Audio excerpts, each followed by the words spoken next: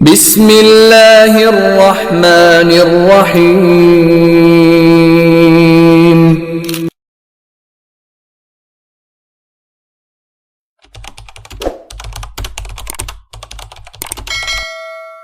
بسم الله الرحمن الرحيم وبه قال الشيخ الإمام الحافظ أبو عبد الله محمد بن إسماعيل البخاري أمير المؤمنين في الحديث رحمه الله تعالى ونفعنا بعلومه. حدثنا عبد الله بن يوسف قال أخبرنا مالك عن هشام بن عروة عن أبيه عن عائشة أم المؤمنين رضي الله عنها وعنهم أن الحارث بن هشام رضي الله عنه سأل رسول الله صلى الله عليه وسلم فقال: يا رسول الله، كيف يأتيك الوحي؟ فقال رسول الله صلى الله عليه وسلم: أحيانا يأتيني مثل صلصلة الجرس وهو أشده علي فيفصم عني وقد وعيت عنه ما قال. وأحيانا يتمثل للملك رجلا فيكلمني فأعي ما يقول. قالت عائشة رضي الله عنها: ولقد رأيته ينزل عليه الوحي في اليوم الشديد البرد فيفصم عنه وإن جبينه ليتفصل عرقا. ബഹുമാനപ്പെട്ട സഹീഹുൽ ബുഖാരിയുടെ രണ്ടാമത്തെ ഹദീസ് ആണ് നാം ഇന്ന് ഓതുന്നത്. ഈ ഹദീസിൻ്റെ റാവികൾ, ഇതുമായി ബന്ധപ്പെട്ട ആളുകൾ 6 മഹാന്മാരാണ് ഇതിലുള്ളത്.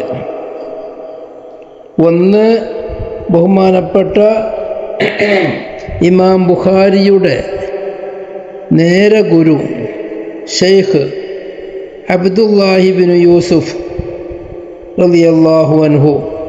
അവർ മിസ്രിയാണ്, തിന്നീസിയാണ്. ബഹുമാനപ്പെട്ട ഇമാം മാലിക് റളിയല്ലാഹു അൻഹു, അബ്ദുല്ലാഹി ബിൻ യൂസുഫിൻ്റെ ഉസ്താദ് മാലിക് റളിയല്ലാഹു അൻഹു ആണ്. ആ മാലിക് റളിയല്ലാഹു അൻഹുവിൻ്റെ മുഅത്ത റിവായത്ത് ചെയ്ത ധാരാളം ആളുകളുണ്ട്. അതിൽ വച്ച് ഏറ്റവും പ്രമുഖർ അബ്ദുല്ലാഹി ബിൻ യൂസുഫ് എന്നവരാണ്. അവർക്ക് ധാരാളം വലിയ വലിയ ഗുരുക്കന്മാരുണ്ട്, ഉസ്താദും ശൈഖന്മാരുണ്ട്. അതിൽപ്പെട്ടവരാണ് മാലിക് റളിയല്ലാഹു അൻഹു, ലൈസ് ബിൻ സഅദ് റളിയല്ലാഹു അൻഹു പോലെയുള്ള വലിയ വലിയ ആളുകളുണ്ട്. അതുപോലെ അവർക്ക് ധാരാളം വലിയ വലിയ ശിഷ്യന്മാരുമുണ്ട്. ഏറ്റവും വലിയ ആൾ ബഹുമാനപ്പെട്ട ഇമാം ബുഖാരി, അതുപോലെ തന്നെ യഹ്യ ബിൻ മഈൻ, ദഹ്ലി, അതുപോലെയുള്ള ധാരാളം ആളുകളുണ്ട്.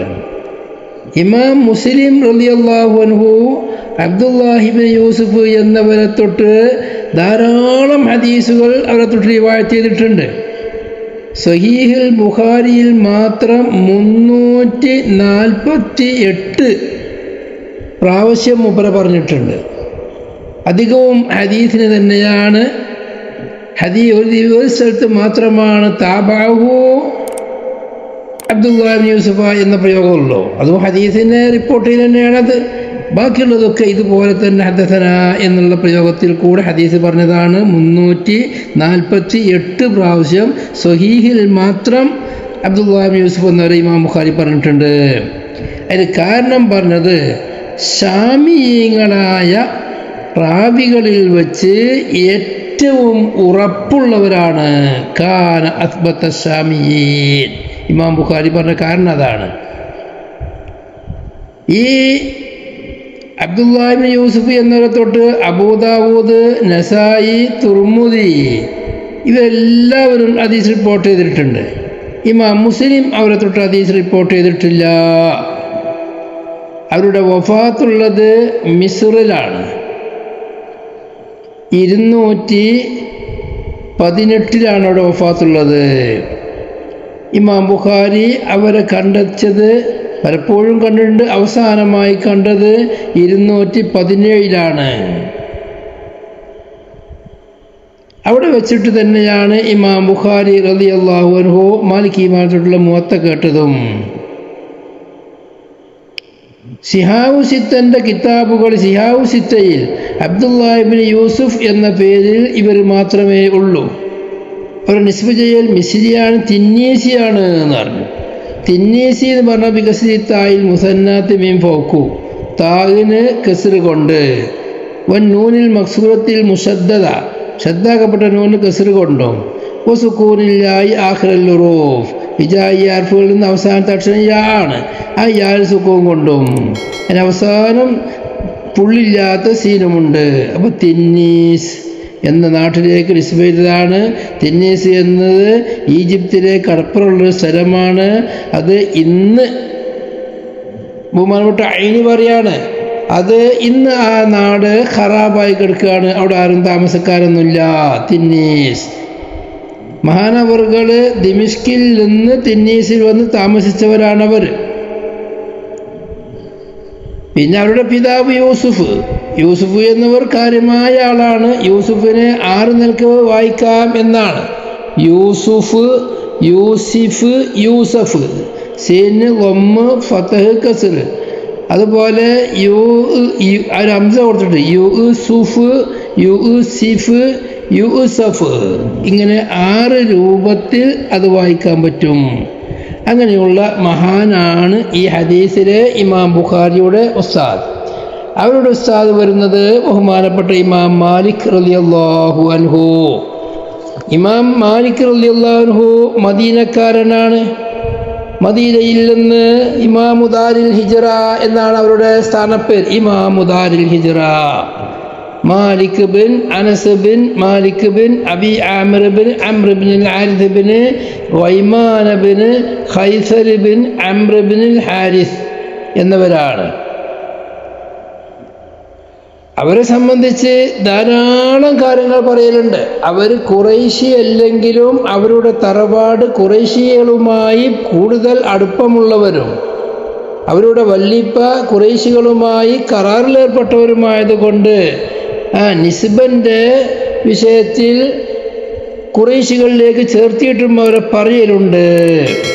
ബഹുമാനപ്പെട്ട ഇമാം മാലിക് റളിയല്ലാഹു അൻഹു 900 ഉസ്താദന്മാരുണ്ട് ഇമാം ബുഖാരിക്ക്. അതിൽ ഈ ബുഖാരിക്കല്ല, മാലിക് ഇമാമിക്ക് 900 ഇമാമിയും ഉസ്താദ് ശൈഖന്മാരുണ്ട്. അതിൽ 300 താബീങ്ങളാണ്, 600 താബികളുമാണ്. ഈ 900 ആളുകളും ഇമാം മാലിക് റളിയല്ലാഹു അൻഹു അവരെ തിരഞ്ഞെടുക്കുകയും അവരുടെ ദീന്, അവരെ ഫഹ്മ്, അവർ റിവായത്തിൻ്റെ ബാധ്യതകളും ഹക്കുകളും മനസ്സിലാക്കിയവരുമായ 900 ആളുകളാണ്. നേരെ മറിച്ച് ഇമാം ബുഖാരി ഇമാം മാലിക് റളിയല്ലാഹു അൻഹു പറയുന്നുണ്ട്, അക്കൂട്ടത്തിൽ എൻ്റെ മനസ്സിന് ഇണങ്ങിയവരെ മാത്രമേ ഞാൻ പറഞ്ഞിട്ടുള്ളൂ എന്നല്ലാതെ അന്നത്തെ കാലത്ത് നല്ല ദീനും സ്വലാഹുമുള്ള ധാരാളം മഹത്തുക്കളെന്നുണ്ട്. പക്ഷേ അവരൊന്നും റിവായത്തിനെ പറ്റി വേണ്ടതുപോലെ മനസ്സിലാക്കിയവരല്ലായിരുന്നു. അതുകൊണ്ട് അവർ ഹദീസ് റിപ്പോർട്ട് ചെയ്തിട്ടില്ല. ആളുകൾ വലിയവരാണ്, മഹാന്മാരാണ്. പക്ഷെ റിവായത്തിൻ്റെതായ ആ ഒരു ശൈലി, ആ ഒരു സുറൂത്ത് പാലിച്ചവരായിരുന്നില്ല. ഇമാം മാലിക് റളിയല്ലാഹു അൻഹുവിനക്ക് 900 വലിയ വലിയ ഉസ്താദന്മാരുള്ളത് പോലെ തന്നെ ധാരാളം മഹാന്മാരായ ശിഷ്യന്മാരും അവർക്കുണ്ട്. ഇമാം മാലിക് റളിയല്ലാഹു അൻഹു ജനിക്കുന്നത് 94 വഫാത്താകുന്നത് 179 85 വയസ്സാണുള്ളത്. ഇമാം അബൂ ഹനീഫ റളിയല്ലാഹു അൻഹു ജനിക്കുന്നത് 80 വഫാത്ത് 150. അപ്പോൾ അബൂ ഹനീഫ ഇമാം ജനിച്ച് 14 കൊല്ലം കഴിഞ്ഞതിൻ്റെ ശേഷമാണ് ഇമാം മാലിക് റളിയല്ലാഹു അൻഹു ജനിക്കുന്നത്. 14 വയസ്സിന് വ്യത്യാസം മൂത്തതാണ് അബൂ ഹനീഫ ഇമാം. അവർ രണ്ടാളും തമ്മിൽ കണ്ടിട്ടുണ്ടോ? ഇല്ലേ. പലരും പറയുന്നത് അവർ രണ്ടാളും കണ്ടിട്ടില്ല എന്നാണ്.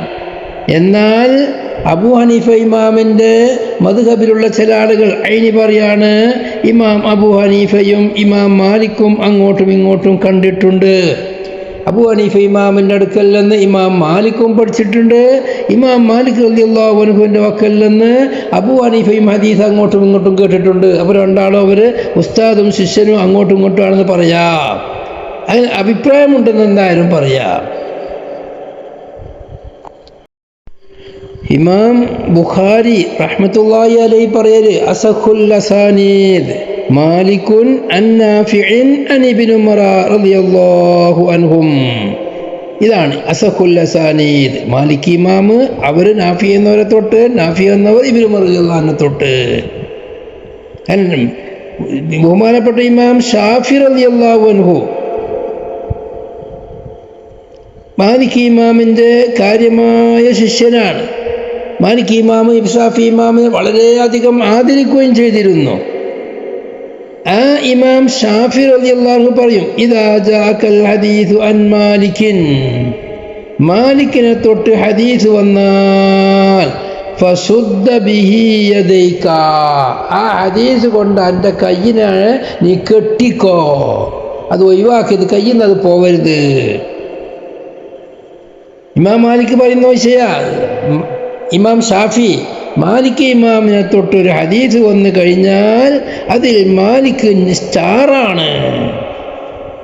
മാലിക് ഇമാമിനെ സംബന്ധിച്ച് ഷാഫി ഇമാം പറഞ്ഞെന്താ, പല സദസ്സിലും പറയുന്നതാണ്, മാലിക് ഇബ്നു അനസിൻ മുഅല്ലിമി, എൻ്റെ മുഅല്ലിമ് മാലിക് ഇബ്നു അനസാണ്. വഅൻഹു അഖദ്നൽ ഇൽമ, അവരെ തൊട്ട് ഞങ്ങൾ ഇൽമിനെ പിടിക്കും. യഹ്യ ഇബ്നു മഈൻ എന്നവർ പറയുന്ന വാക്കാണ്, മാലിക് ഇമാം ആരെ തൊട്ടെല്ലാം ഹദീസ് റിപ്പോർട്ട് ചെയ്തോ അവർ മുഴുവനും സിഖത്താണ്. അതിലൊരു അബൂ ഉമയ്യുണ്ട് മാലിക് ഇമാമിൻ്റെ ഉസ്താദുമാരുടെ കൂട്ടത്തിൽ, അവരെ പറ്റി മാത്രമേ കൂടുതൽ ആലോചിക്കേണ്ടതുള്ളൂ.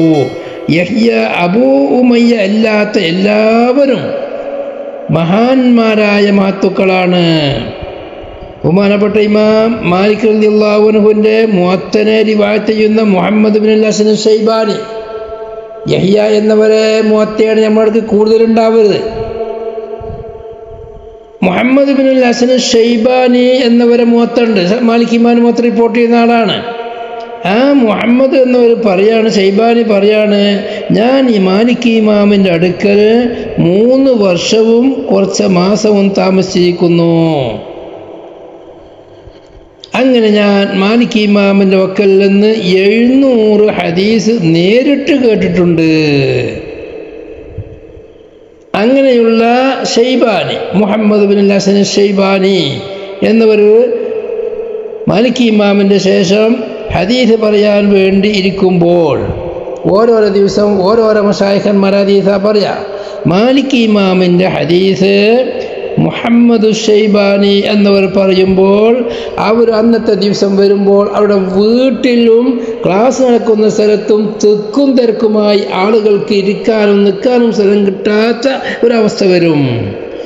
വേറെ അന്നത്തെ അറിയപ്പെട്ട ഏത് പണ്ഡിതന്മാരെ തൊട്ടും മുഹമ്മദ് ഇബ്നുൽ ഹസൻ ഷൈബാനി ഹദീസ് പറയുകയാണെങ്കിൽ കുറച്ചാളേ ഉണ്ടാവുള്ളൂ. ബഹുമാനപ്പെട്ട ഇമാം മാലിക് റളിയല്ലാഹു അൻഹു വളരെ മുടി ശരീരത്തിൽ നല്ലോണം ഉള്ള ആളായിരുന്നു. അതോടുകൂടെ തനി വെള്ള കളറാണ്. ഒരു വലിയ നീളമുള്ള ആളോ വലിയ കുള്ളനോ അല്ലാത്ത ഇടത്തരക്കാരൻ. തല അത്യാവശ്യം വലുപ്പമുള്ളവർ, കഷണ്ടിയുമായിരുന്നു. അവരുടെ നരച്ച താടിക്ക് മൈലാഞ്ചി ഉപയോഗിക്കില്ല. പിന്നെ ഇമാം മാലിക്കിൻ്റെ ചരിത്രത്തിൽ ഇമാം മാലിക് വളരെ അന്തസ്സിലും വളരെ പവറിലും അന്ന് ലഭിക്കുന്ന വസ്തുക്കളിൽ വെച്ച് ഏറ്റവും മുന്തിയത് ഉപയോഗിക്കുന്നവരായിരുന്നു. ഇമാം മാലിക് റളിയല്ലാഹു അൻഹു യമനിലെ അദനിൽ നിന്ന് വരുന്ന ഏറ്റവും വില പിടിപ്പുള്ള വസ്ത്രം ഇന്നും യമനിലെ അതിനുള്ള വസ്ത്രം എന്ന് പറഞ്ഞത് വലിയ വലിയ പ്രസക്തമാണ്, വലിയ പ്രസിദ്ധിയാണ്, വലിയ പേരും പെരുമയുള്ള ഡ്രസ്സാണ്. ആ ഡ്രസ്സ് മാലിക് ഇമാം ധരിക്കുള്ളൂ.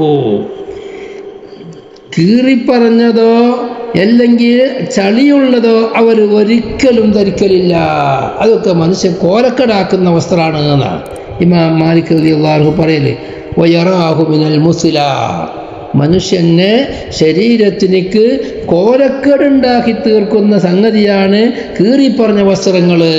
അവനവനിക്ക് ദുനിയാവിലുള്ള കാര്യങ്ങൾ മുഴുവനും അല്ലാഹു സുബ്ഹാനഹു വ തആല നമുക്ക് വേണ്ടി പഠിച്ചതായതുകൊണ്ട് കഴിയുന്ന അത്ര നല്ല നല്ല സാധനങ്ങൾ തന്നെ ഉപയോഗിക്കണം എന്നാണ് ഇമാം മാലിക്. അത് മാലിക് ഇമാമിനെ പറ്റി അറിഞ്ഞവർക്ക് എല്ലാവർക്കും അറിയാം. ഇമാം മാലിക് രാജാക്കന്മാരുടെയോ ഭരണാധികാരികൾക്കോ ഒത്ത് ഒരു കാര്യവും പറയില്ല. സത്യം സത്യമായി തുറന്നു പറയുന്ന സ്വഭാവക്കാരനായിരുന്നു. അതുകൊണ്ട് തന്നെ അന്നത്തെ മദീനയുടെ ഗവർണറായ ജഅഫർ ഇബ്നു സുലൈമാൻ എന്ന് പറയുന്ന ഭരണാധികാരി, അബ്ബാസി ഭരണാധികാരിയാണ്, ഗവർണറാണ്. അന്നത്തെ അമീറായ അബൂ ജാഫർ മൻസൂർ, ഹറൂൺ റഷീദിന്റെ പിതാവ്, ആ മൻസൂറിന്റെ എളാപ്പാന്റെ മകനായ ജഅഫർ ഇബ്നു സുലൈമാൻ എന്നവരുടെ അടുത്ത് പോയിട്ട് പലരും അസൂയയായി മാലിക് ഇമാമിനെ തൊട്ട് ഉള്ളതും ഇല്ലാത്തതും പറഞ്ഞു കൊടുത്തു. അതിൻ്റെ പേരിൽ മാലിക് ഇമാമിനെ ചാട്ടവാറടിക്കുകയും മാലിക് ഇമാമിൻ്റെ കൈ പിടിച്ച് വലിച്ച് അതിൻ്റെ കെണിപ്പ് അതിൻ്റെ തോളിൽ നിന്ന് കൈ പുറത്തേക്ക് പോരുകയും ചെയ്തിട്ടുണ്ട്. വലിയ അക്രമങ്ങൾ ചെയ്തിട്ടുണ്ട്. ബഹുമാനപ്പെട്ട മാലിക് ഇമാമിൻ്റെ വഫാത്ത് നേരത്തെ പറഞ്ഞ മാതിരി 179 റബീഉൽ അവ്വൽ മാസത്തിൽ 85-ാമത്തെ വയസ്സിൽ 4 ഇമാമിയങ്ങളും മാലിക് ഇമാമും അബൂ ഹനീഫ ഇമാമും അങ്ങോട്ടും ഇങ്ങോട്ടും ഹദീസ് പറഞ്ഞു കൊടുത്തിട്ടുണ്ട്. ഷാഫി ഇമാമും മാലിക് ഇമാമിൻ്റെ നേരെ ശിഷ്യനാണ്. ഷാഫി ഇമാമിൻ്റെ നേരെ ശിഷ്യനാണ് അഹ്മദ് ഹംബൽ റളിയല്ലാഹു അൻഹു. അങ്ങനെ 4 മദ്ഹബിൻ്റെ ഇമാമിയങ്ങളും വലിയ ബന്ധമായിരുന്നു. ബഹുമാനപ്പെട്ട ഇമാം മാലിക് റളിയല്ലാഹു അൻഹു അവരുടെ അടുക്കൽ മദീനത്ത് വന്ന് അബൂ ഹനീഫ ഇമാമിൻ്റെ മദ്ഹബിലെ ഏറ്റവും പ്രസക്തരായ അബൂ യൂസുഫ് എന്നവർ മാലിക് ഇമാമിൻ്റെ അടുത്ത് വന്നു. അബൂ ഹനീഫ ഇമാമിന് ശേഷം അബൂ യൂസുഫ് അബൂ ഹനീഫ ഇമാമിൻ്റെ മദ്ഹബിനെ വേണ്ടതുപോലെ തഹ്രീർ ചെയ്തവർ, അല്ലെങ്കിൽ അബൂ ഹനീഫ ഇമാമിൻ്റെ മദ്ഹബിനിക്ക് ഒരു അഡ്രസ്സ് കൂടുതലുണ്ടാക്കി കൊടുത്ത മഹാനാണ് അബൂ യൂസുഫ്. അബൂ യൂസുഫ് വലിയ മഹാനാണ്. അവരുടെ ജീവിതത്തിൽ ഒരാൾക്കും അവരെ തോറ്റിട്ടില്ല എന്നുള്ളതാണ് അവരുടെ പ്രത്യേകത. ഇമാം ഷാഫിയെ സംബന്ധിച്ച് തന്നെ പറയുന്ന മാതിരി. അതുകൊണ്ടാണല്ലോ തുഹ്ഫയുടെ തുടക്കത്തിൽ പറഞ്ഞത് ഷാഫി ഇമാം ഒരാളുടെ മുമ്പിലും പരാജയപ്പെട്ടിട്ടില്ല എന്ന് പറഞ്ഞുകൊടുത്ത് പറയുന്നുണ്ട്. തുഹ്ഫയിൽ വകാന അബൂ യൂസുഫ ഇദാക മയ്യിതാ, ഷാഫി ഇമാം പ്രത്യക്ഷപ്പെട്ട കാലത്ത് അബൂ യൂസുഫ് മരിച്ചിരുന്നു. അവർ രണ്ടാളും തമ്മിൽ ഏറ്റുമുട്ടിയിട്ടില്ല. ഏറ്റുമുട്ടുകയാണെങ്കിൽ അല്ലേ ആരാ ജയിച്ചതെന്ന ചോദ്യത്തിന് മുകളിലോ, രണ്ടാളും തോൽവി അറിയാത്ത ആളാണ്. അങ്ങനെയുള്ള അബൂ യൂസുഫ് എന്നവർ മാലിക് ഇമാമിൻ്റെ അടുത്ത് വന്നു. മാലിക് ഇമാമിനോട് വിയോജിപ്പുള്ള അബൂ ഹനീഫ ഇമാമിൻ്റെ മദ്ഹബുമായി എതിരുള്ള ചില മസലകൾ മാലിക് ഇമാമിനോട് അബൂ യൂസുഫ് എന്നവർ ചോദിച്ചു. ആ ചോദിച്ചപ്പോൾ മാലിക് ഇമാം അത് മുഴുവനും അഹ്ലുൽ മദീന അവരുടെ മുത്തവാത്തിറായ റിവായത്ത് കൊണ്ട്, നക്കലുകളെ കൊണ്ട് തെളിവ് പറഞ്ഞു. മദീനയിൽ ഇങ്ങനെയാണ് മുത്തവാത്തിറായി വന്നിട്ടുള്ളത്. ആ വിഷയത്തിൽ ഞാൻ എൻ്റെ അഭിപ്രായമോ എൻ്റെ മദ്ഹബോ അല്ല, മദീനക്കാരായ സ്വഹാബത്ത് താബീങ്ങൾ ഇവിടെ ഉള്ള ദീൻ ഇങ്ങനെയാണ്. റസൂലുള്ളാഹി തങ്ങൾ ജീവിച്ച നാട് ഇവിടെയാണ്, ഇവിടെ ഇങ്ങനെയായിരുന്നു മുത്തവാത്തിറായി നടക്കുന്നത് എന്ന് എല്ലാ മസലക്കും ഇമാം മാലിക് റളിയല്ലാഹു അൻഹു നക്കൽ ഉദ്ധരിച്ച് മറുപടി കൊടുത്തപ്പോൾ അബൂ യൂസുഫ് എന്നവർ അവരുടെ വാദങ്ങളിൽ നിന്ന് മദ്ഹബുകളിൽ നിന്ന് ഈ വിഷയങ്ങളിൽ മടങ്ങി മാലിക് ഇമാമിൻ്റെ അതേ വിഷയം തന്നെ അതേ മാതിരി ആ വിഷയങ്ങളിൽ ആ മസല പറഞ്ഞു. അവസാനമായി അബൂ യൂസുഫ് എന്നവർ പറഞ്ഞൊരു വാക്കുണ്ട്, എന്താ ലൗ റഅ സ്വാഹിബി മിസ്ല മാ റഅയ്തു ലറജഅ മിസ്ല മാ റജഅതു, ഞാൻ കണ്ടതുപോലെ എൻ്റെ ഉസ്താദായ ബഹുമാനപ്പെട്ട അബൂ ഹനീഫ ഇമാം കാണുകയാണെങ്കിൽ ഞാൻ മടങ്ങിയ മാതിരി അബൂ ഹനീഫ ഇമാമും മടങ്ങുമായിരുന്നു. വളരെ ചിന്തിക്കേണ്ട വാക്കാണത്. മഹാന്മാരുടെ സ്വഭാവം അങ്ങനെയാണ്. അവർക്ക് സത്യമായി വെളിവായിക്കും, സത്യം ഇന്നതാണെന്ന് മനസ്സിലായാൽ അതിലേക്കാണ്ട് മടങ്ങും. അബൂ ഹനീഫ ഇമാം പോലും ഞാൻ കണ്ട മാതിരി മാലിക് ഇമാമിൻ്റെ ഈ ഒരു തെളിവുകൾ, ഈ ഒരു വിഷയങ്ങൾ വേണ്ടതുപോലെ മനസ്സിലാക്കുകയായിരുന്നുവെങ്കിൽ അബൂ ഹനീഫ ഇമാമും മടങ്ങുമായിരുന്നു. ഇതാണ് രണ്ടാമത്തെ റാവി മാലിക് ഇമാമാണ്. മൂന്നാമത്തത് ഈ ഹദീസിലുള്ളത് ഹിശാം ബിൻ ഉർവാത്ത് ബിൻ സുബൈർ ബിൻ അവ്വാം അൽ ഖുറശിയു അൽ അസദിയു. ഹിശാം ബിൻ ഉർവ എന്നവരാണ്. അവരെ വിളിക്കുന്ന പേര് കുഞ്ഞത്തലം അബുൽ മുന്തിർ, അബു അബ്ദില്ല എന്നും അവരെ പറ്റി വിളിക്കലുണ്ട്. ഹിശാം ബിൻ ഉർവ എന്ന് പറഞ്ഞാൽ ലോകത്ത് അറിയപ്പെട്ട വലിയ വലിയ മഹത്തുക്കളിൽപ്പെട്ടവരും താബിഈയും മദീനക്കാരനുമാണ്. ഇബ്നു ഉമർ റളിയല്ലാഹു അൻഹുവിനെ അവർ കണ്ടിട്ടുണ്ട്.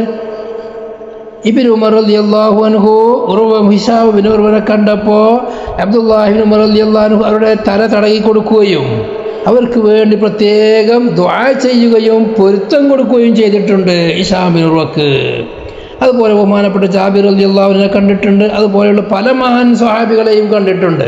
അതുകൊണ്ട് ഹിശാം എന്നവർ താബിഈയാണ്. അവർ ജനിക്കുന്നത് ബഹുമാനപ്പെട്ട ഹുസൈൻ റളിയല്ലാഹു അൻഹുവിനെ കർബലയിൽ നിന്ന് വധിക്കപ്പെട്ട അതേ വർഷത്തിലാണ്, അല്ലെ അതേ ദിവസത്തിലുമാണെന്ന് അഭിപ്രായമുണ്ട്.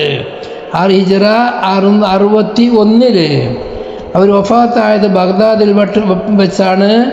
ഹിജറ 145 അവരുടെ ഹദീസുകൾ ധാരാളം വന്നിട്ടുണ്ട്.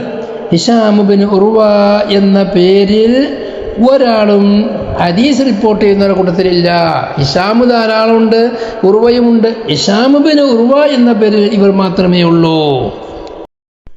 നാലാമതായി ഹദീസിലുള്ളത് അബൂ അബ്ദില്ലാ ഉർവത്ത് ബിൻ സുബൈർ റളിയല്ലാഹു അൻഹു, ബഹുമാനപ്പെട്ട സുബൈർ ബിൻ അവ്വാം റളിയല്ലാഹു അൻഹുവിൻ്റെ മകൻ ഉർവ എന്നവർ. അബൂ അബ്ദില്ലാ എന്നാണ് അവർ വിളിക്കുന്ന കുഞ്ഞത്തലം. ഉർവത്ത് ബിൻ സുബൈർ റളിയല്ലാഹു അൻഹു മദനിയാണ്, താബിഈയാണ്, കാര്യമായ ആളാണ്. അവർ വലിയ ഇമാമാണ്, അവർ വലിയ മഹാനാണ്, ധാരാളം ഇൽമുള്ളവരാണ് എന്നുള്ള വിഷയത്തിൽ ലോകത്ത് ഇജ്മാ ഉള്ള മഹാനാണ്. ബഹുമാനപ്പെട്ട മദീനയിൽ ഉമർ ബിൻ ഖത്താബ് റളിയല്ലാഹു അൻഹുവിൻ്റെ കാലത്ത് ഉണ്ടാക്കിയിരുന്ന അൽ ഫുഖഹാഉ സബ്അയിൽപ്പെട്ട മഹാനാണ് ഉർവത്ത് ബിൻ സുബൈർ റളിയല്ലാഹു അൻഹു. ആരൊക്കെയാണ് ഫുഖഹാഉ സബ്അ? ഒന്ന് ഉർവത്ത് റളിയല്ലാഹു അൻഹു, രണ്ട് സഈദ് ബിൻ മുസയ്യിബ് റളിയല്ലാഹു അൻഹു, Ubaidullahi bin Abdillahi bin Utbah bin Masud റളിയല്ലാഹു അൻഹു, ഖാസിം ബിൻ മുഹമ്മദ് ബിൻ അബീ ബക്കർ സിദ്ദീഖ് റളിയല്ലാഹു അൻഹു, സുലൈമാൻ ബിൻ യസാർ റളിയല്ലാഹു അൻഹു, Kharijah bin Zaid bin Thabit റളിയല്ലാഹു അൻഹു. പിന്നെ ഏഴാമത്തെ ആൾ ആരാണ്? പല അഭിപ്രായമുണ്ട്. അബൂ സലമത്ത് ബിൻ അബ്ദുറഹ്മാൻ എന്ന അഭിപ്രായമുണ്ട്, Salim bin Abdullahi bin Umar എന്ന അഭിപ്രായമുണ്ട്, Abubakr bin Abdur Rahman bin Haris bin Hisham ആണ് എന്നും അഭിപ്രായമുണ്ട്. ഇങ്ങനെയുള്ള ഉർവത്ത് ബിൻ സുബൈർ റളിയല്ലാഹു അൻഹു അവർ ഫുഖഹാഉ സബ്അയിൽപ്പെട്ടവരാണ്. അവരുടെ ജീവിതത്തിൽ ചരിത്രമുണ്ട്, കുറേ ചരിത്രങ്ങളുടെ ഉടമയാണ്. മദീനത്ത് ചെന്നാൽ വാദി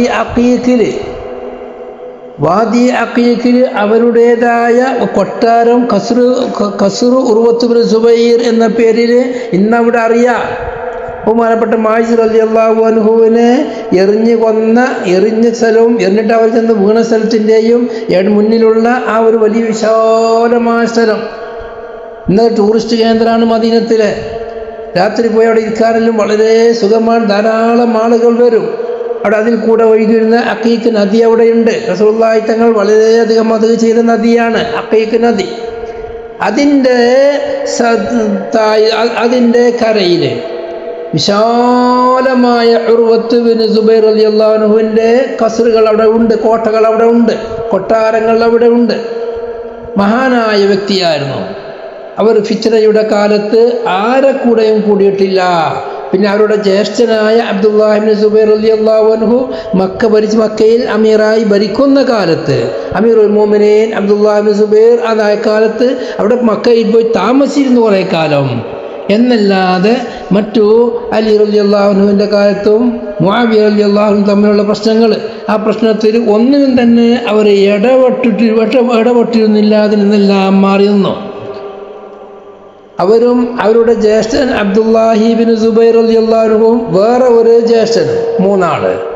അതുപോലെ അബ്ദുല്ലാഹി ഇബ്നു ഉമർ റളിയല്ലാഹു അൻഹു, ഭർത്താവിൻ്റെ മകൻ അബ്ദുല്ലാഹി ഇബ്നു ഉമർ റളിയല്ലാഹു അൻഹുവും മസ്ജിദുൽ ഹറാമിൽ ചെന്നപ്പോൾ ഹിജ്ർ ഇസ്മായിൽ 4 ആളും ഇരുന്നു.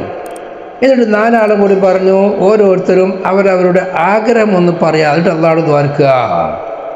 അബ്ദുല്ലാഹി ഇബ്നു സുബൈർ റളിയല്ലാഹു അൻഹു പറഞ്ഞു, എനിക്ക് അമീറുൽ മുഅ്മിനീൻ ആവണം, അതാണ് എൻ്റെ ആഗ്രഹം. അവരുടെ മറ്റൊരു സഹോദരൻ, പേരെനിക്ക് ഓർമ്മയില്ല, അവർ പറഞ്ഞു, എനിക്ക് ഇറാഖിലെ അമീറായി ഇറാഖിൻ്റെ ഗവർണർ ഞാനാവണം. അതോടുകൂടെ അന്നത്തെ കാലത്ത് ഏറ്റവും സലാഹി കൊണ്ടറിയപ്പെടുന്ന 2 മഹദികളുണ്ട്, അവർ 2ആളെയും വിവാഹം കഴിക്കണം എന്നും പറഞ്ഞു. ഹുസൈൻ റളിയല്ലാഹു അൻഹുവിൻ്റെ മകളെയും ബഹുമാനപ്പെട്ട ത്വൽഹത്ത് റളിയല്ലാഹു അൻഹുവിൻ്റെ മകളെയും എനിക്ക് വിവാഹം കഴിച്ച് 2ആളെയും തൃപ്തിയാക്കി മുന്നോട്ട് കൊണ്ടുപോകണം. ബഹുമാനപ്പെട്ട അബ്ദുല്ലാഹി ഇബ്നു ഉമർ റളിയല്ലാഹു അൻഹു പറഞ്ഞു, എനിക്ക് അല്ലാഹുവിൻ്റെ ഭാഗത്തിൽ നിന്ന് മഗ്ഫിറത്ത് ലഭിക്കണം.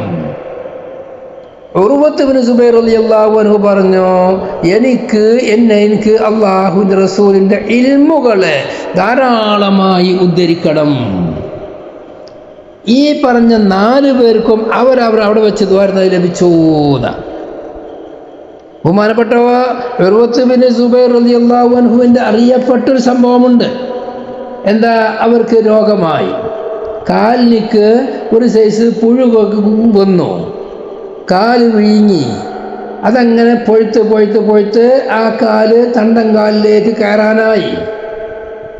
അത് ഉർവത്ത് ബിൻ സുബൈർ റളിയല്ലാഹു അൻഹു വലീദ് ബിൻ അബ്ദുൽ മലിക് എന്ന രാജാവിനെ കാണാൻ വേണ്ടി പോയപ്പോഴാണ് സംഭവം.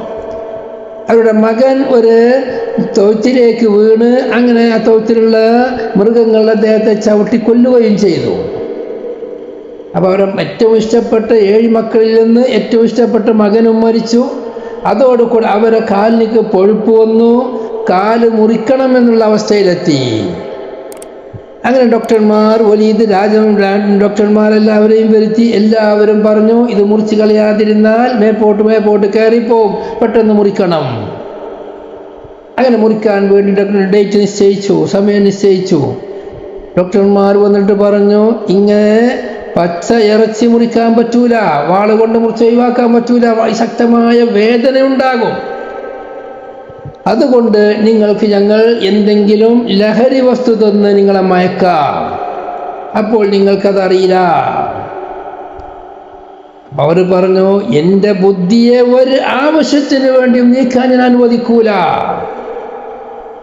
പക്ഷേ ഞാൻ നിസ്കരിക്കാൻ നിൽക്കുമ്പോൾ എൻ്റെ കാലുകൾ മുറിച്ചോളി, ഞാൻ കാല് നീട്ടിച്ചിട്ട് ഞാൻ നിസ്കരിക്കാം, ആ സമയത്ത് നിങ്ങൾ മുറിച്ചോളി എന്ന് പറയുകയും, അങ്ങനെ അദ്ദേഹം ഒരു നിസ്കാരം കഴിഞ്ഞു തിരിഞ്ഞു നോക്കുമ്പോൾ ചോദിച്ചതെന്താ, എൻ്റെ കാല് മുറിക്കാൻ ചെയ്ത?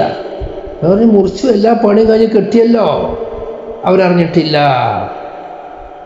കാല് കൊണ്ടുവന്ന് കാണിച്ചു കൊടുത്തു.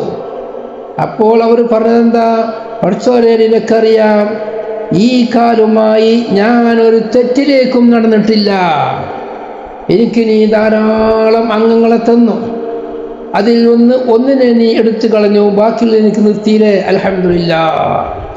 അതുപോലെ അതിൻ്റെ ശേഷമാണ് മകൻ മരിച്ച വിവരം പറയുന്നത്, എനിക്ക് നീ 7 മക്കളെ തന്നു, ആ 7 മക്കളിൽ നിന്ന് ഒന്നിനെ നീ എടുത്തു, ബാക്കി 6 നീ നിർത്തി തന്നു, നിനക്കാണ് സർവസ്തുതിയും. മഹാനവറുകൾ എല്ലാ ദിവസവും നോമ്പനുഷ്ഠിക്കുന്നവരാണ്. ഉർവത്ത് ബിൻ സുബൈർ റളിയല്ലാഹു അൻഹു നോമ്പ് അനുഷ്ഠിക്കാത്ത ദിവസം 2 പെരുന്നാൾക്കും അയ്യാം തശ്രീക്കും മാത്രമേ നോമ്പ് വെക്കാതിരിക്കുള്ളൂ. ബാക്കി എല്ലാ ദിവസവും നോൻപാണ്. ഈ കാല് മുറിച്ച് അന്ന് പോലും നോമ്പ് വെച്ചിരുന്നു. എല്ലാ ദിവസവും ഖുർആൻ 4 ദിവസത്തിൽ 4 ദിവസത്തിൽ ഒരു ഖത്മ ഓതുന്നവരാണ് രാത്രി തഹജ്ജുദ് നിസ്കാരത്തിൽ. അത് ഈ കാല് മുറിച്ച ആദ്യത്തെ ദിവസം മാത്രമാണ് ആ വിറുത് പോയത്. അതിന് പകരമായി 2ാമത്തെ ദിവസം തലേന്ന് ഓതേണ്ടതും പിറ്റേന്ന് ഓതേണ്ടതുമായി 2ഉം കൂടി ജമ്മു ചെയ്ത് 15 ജുസ് മഹാനവറുകൾ ഓതി. അല്ലാഹു തആല അവരുടെ കാവൽ നമുക്ക് നൽകുമാറാവട്ടെ.